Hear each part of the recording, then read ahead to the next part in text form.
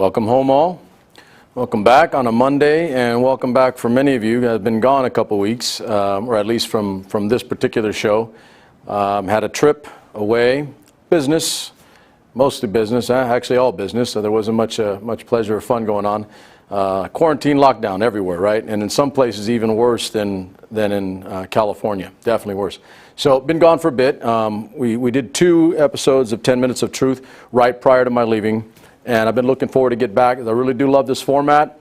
Hard meat and potatoes information, nuts and bolts stuff to get to you, and then you digest, you make your decision, and then you go forward with what you believe to be right. That's the way I view it. That's the way I see it. I don't never try to tell somebody what to do or what to think.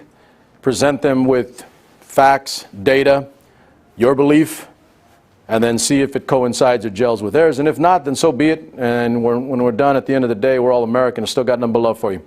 So for tonight's, now that I'm back in location in Fresno, my hometown, Fresno, California, I've internalized a lot over this last couple of weeks just being out.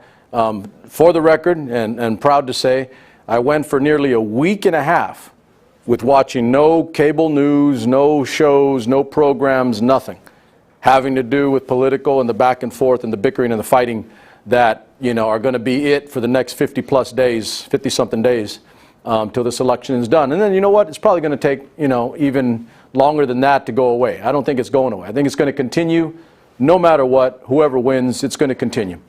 Straight facts, and that's truth.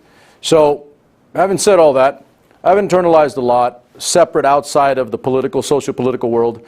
And even though 10 Minutes of Truth is basically, a socio-political chingazo to the head to wake you up and make you think a little bit, even if you don't necessarily agree with everything I say, it still makes you think. Fíjate, you got to think, right?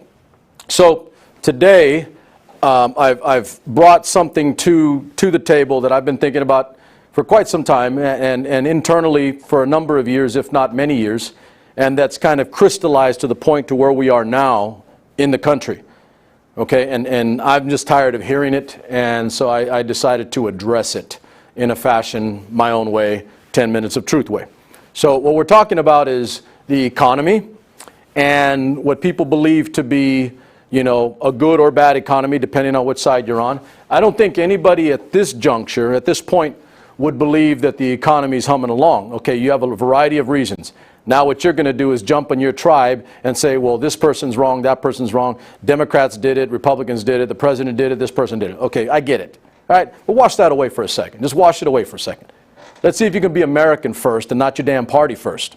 Okay? Let's remove your ideology and just put things on the table. Let's be simple.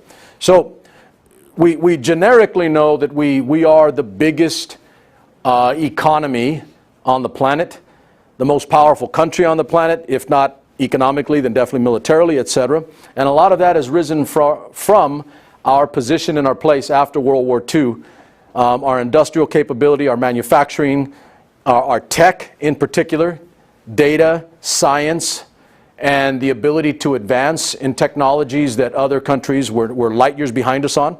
That is the reason why we are the country, the #1 country on the planet in terms of production capability, wealth, and of course, again, force, strength, and all of the above. Or not just our economy, but our military is a direct result of that power. So what I'm getting at ultimately is this. We generically know that. We understand that as Americans. And we understand that in the world as just human beings, right? United States, big, powerful monster in terms of economy, military, and a whole bunch of other things. However, what I take exception with at this point is that our economy is a great economy or incredible economy. Our economy has been better at different times, by the way, in retrospect and in respect to, relative to the time in which it was. And I'm talking about lower federal deficit.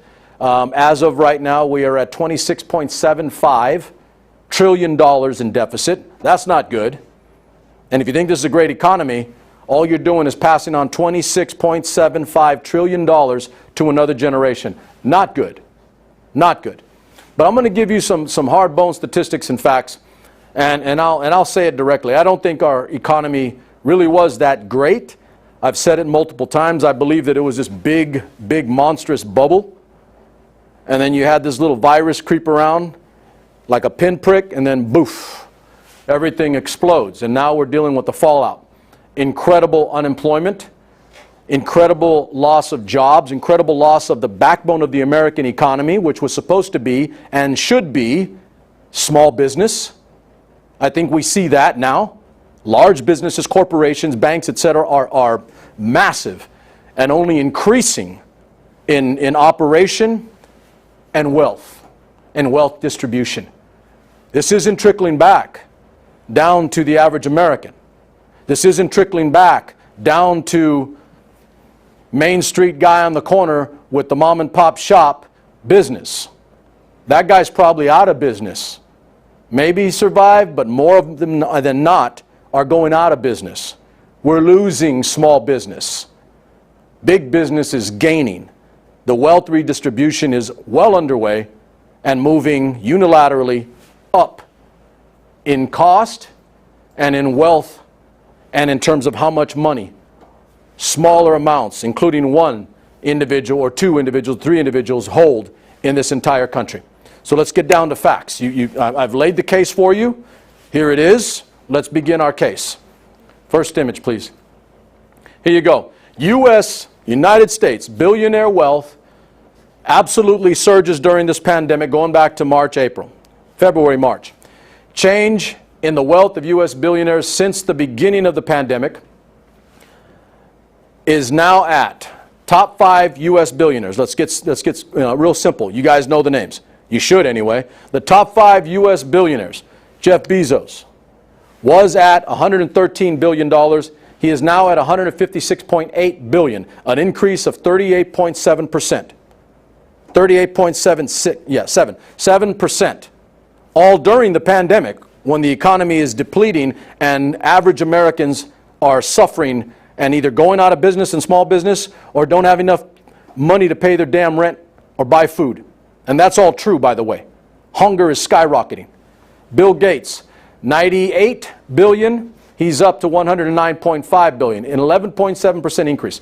Mark Zuckerberg, a medium in which we are currently being distributed, by the way. Mark Zuckerberg, $54.7 billion. He's up to $86.8 billion, an increase of 58.6%. Warren Buffett, that guy's been around forever making money, $67.5 billion. He's up to $71.9 billion, an increase of 6.6. And Larry Ellison, $59 billion, up to $69 billion, an increase of 17%. And then overall, total U.S. billionaire wealth, billionaires in the United States, total is up now to $3 trillion, $531.4 billion, an increase of 19.8%. Now stop here and digest. Okay, let's digest, ingest, but let's not jest with a J, not a G. Language. So let's stop here and for a second isolate. Billionaires in the country have increased their amount of the pie, the overall American pie, not the movie, the overall American pie.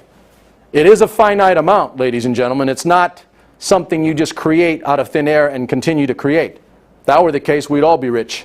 Okay, but it's a finite amount of resource and wealth. So out of the American pie of wealth, we're looking at 19.8% increase. That's almost 1/5 of the pie that they just got on top of the money that they already have. Consider that.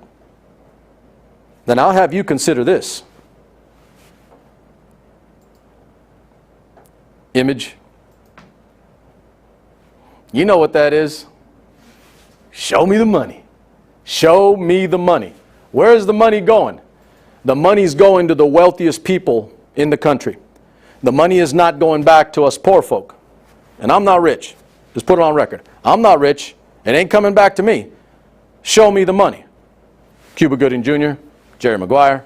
You get the point. Next image. The 3 wealthiest people in the United States now own more wealth than the bottom half, the bottom 50% of the country. The whole damn country. We're talking about in excess of 150 to 160 million people in this country. 3 people own more wealth, have more wealth than over 150, 160 million people. Think about that. That's right, okay? But the economy's great, right? But the economy's great. Well, maybe if you're one of those guys, maybe if you're one of those 3 wealthy, or maybe you're a billionaire, or maybe you're a millionaire. Maybe the country is good, and maybe the economy is great for you. In which case, I don't know why you're watching my show. Because normally, if you're watching my show, you're one of me, one of us. Supermax Nation, regular folk. Joe and Jane America. Jose, Jane America. Okay? The 3 wealthiest people in the United States now own more than half, the bottom half of the entire country, the entire United States combined. I'll give you another image. That's a true story.